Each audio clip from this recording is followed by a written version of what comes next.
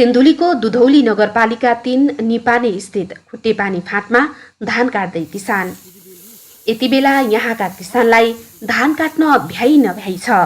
झौली अधिकारी दनवार धान काट्न भ्याइ नै भ्याइ छ किसान मानुका बेलामा थन्काइब त पानीले भिजाइदियो त किसान मानुक छ हमस्या।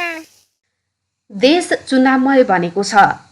राजनीतिक दलका उम्मेद्वार, नेता तथा कार्यकर्ताहरूले भेटघाट सभा समारोहमा बोलाए पनि जाने फुर्सद नभएको बताउनुहुन्छ उमेश काफले।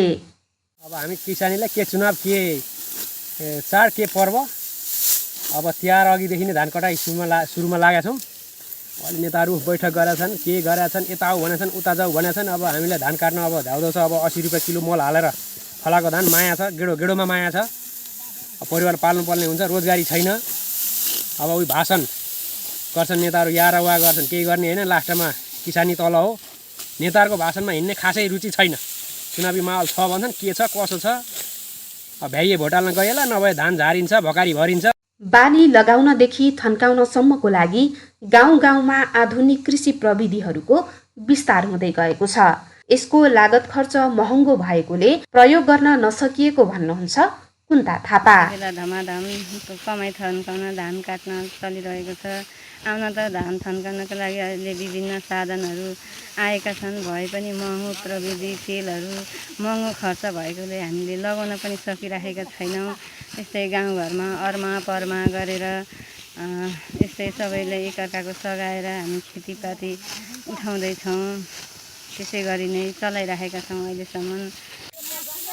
रोग, किराको प्रकोप र रासायनिक मलको समस्याले लगानी अनुसारको उत्पादन नहुने समस्या र समाधानको लागि सरकारले चासो समेत नदिएको किसान चामबहादुर कार्कीको भनाइ छ।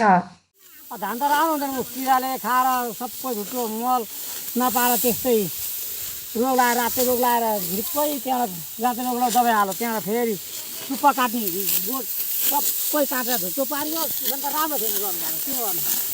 सरकारले मल पनि दिँदैन। मल आयो सबै भनेर फुक्नेलाई पार्नेलाई हामीले 10 किलो मल पाइँदैन। सिन्धुलीका किसानहरूका अनुसार कृषि पेसालाई आधुनिकीकरण, व्यवसायीकरण र बजारीकरण गर्ने कुरा राजनीतिक दल तथा उम्मेद्वारहरूको घोषणा पत्र तथा सरकारको नीतिमा मात्रै सीमित छ। यसको प्रभावकारी रूपमा व्यवहारमा कार्यान्वयन गर्न सके कृषि पेसाकर्मीलाई राहत मिल्ने थियो।